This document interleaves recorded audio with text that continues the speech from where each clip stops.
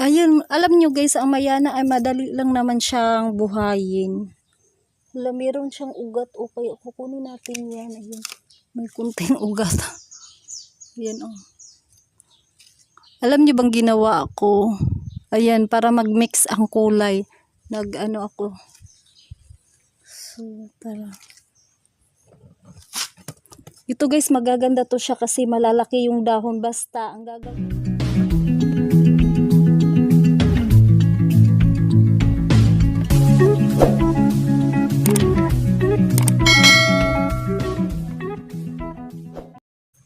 Hello everyone, it's me again, Yura, and welcome back to our YouTube channel. For today's video guys ay bibigyan ko kayo ng konting care tips about Mayana at i-share ko sa inyo ang mga collection ko din ng Mayana. Ayan. At magbibigay din ako ng mga rooted na Mayana, yung may mga ugat na at buhay na sila guys. At so abangan nyo na lang sa aking Facebook fan page. Magpo-post lang ako doon kung kailan ko siya ipamigay kasi kailangan ko muna silang buhayin. So, kung bago ka pa lang sa aking channel, huwag na kalimutan mag-subscribe at pindutin na din ang notification bell para lagi kayong updated sa mga video na ipopost ko. So, tara na guys, mag-umpisa na tayo at ayun sila oh. Tataba nila. Tataba niya.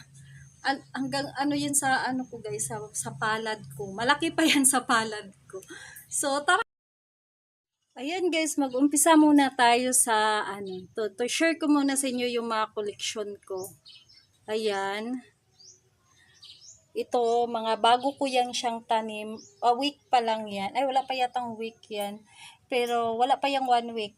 Anong tawag niyan? May ugat na yan siya guys. At sa cuttings lang din yan. So, yan siya. So, ito.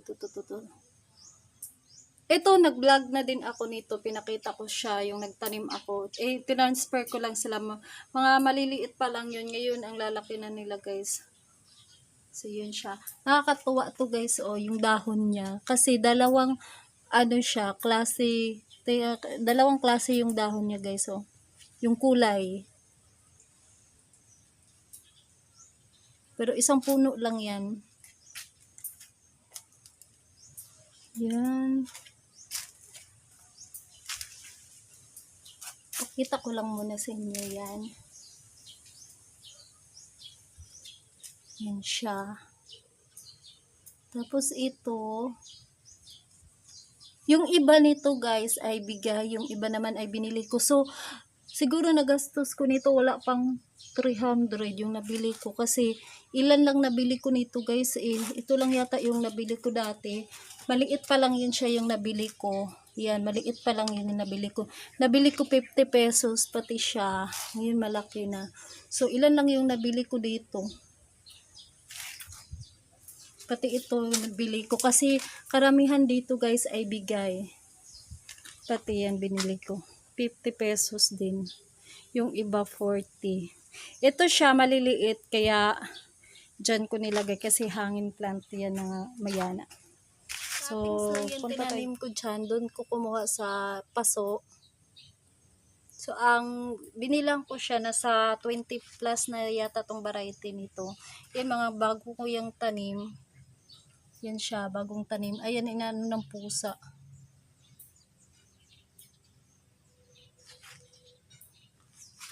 Yan.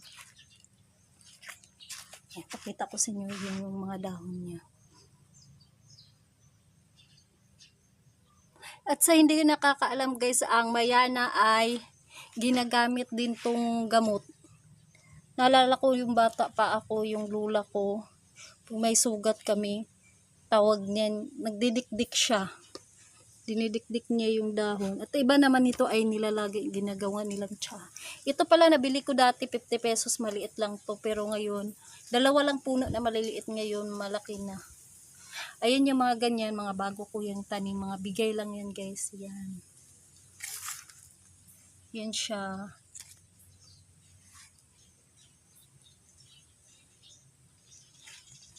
So, ito naman tayo guys, ang care tips naman ito, maibigay ko sa inyo. Ito din oh, yan, bigay din yan, yan, kabibigay lang din yan. Kakatanim ko lang din yan, kaya matamlay pa siya.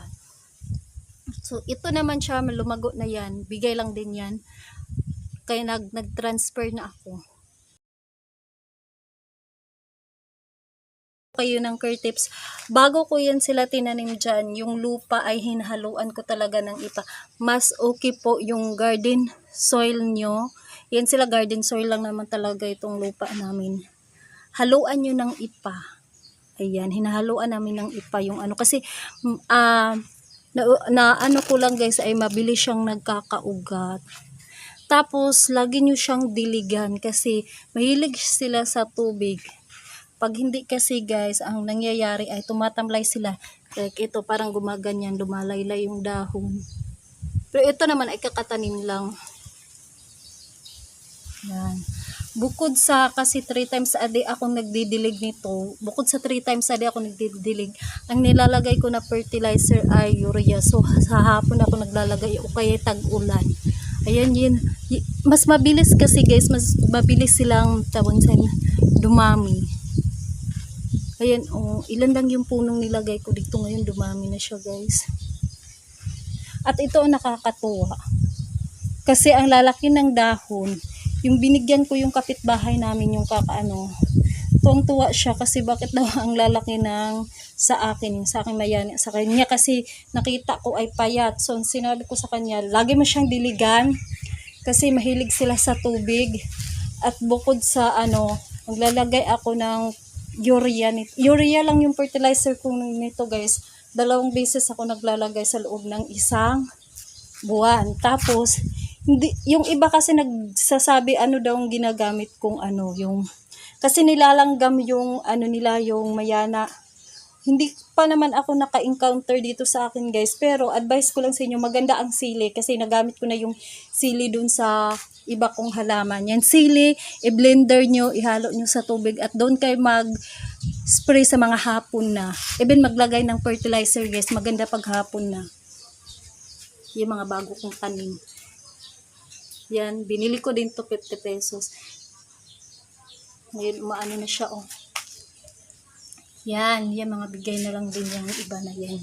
So, yan lang guys. At ngayon, ang gagawin natin ay magka-cuttings ako. Kasi magtatanim tayo.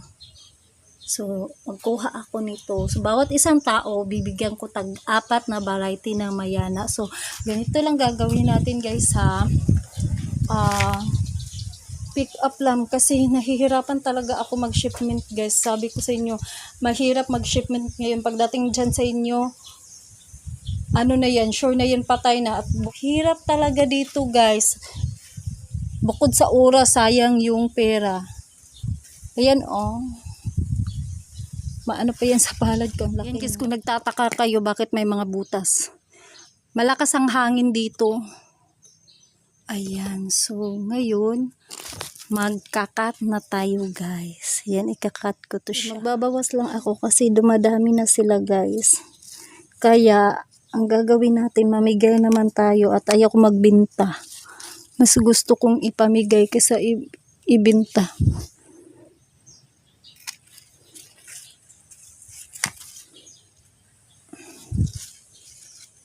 Ang ganda ng dahon nito gustong gusto ko yung kulay niya.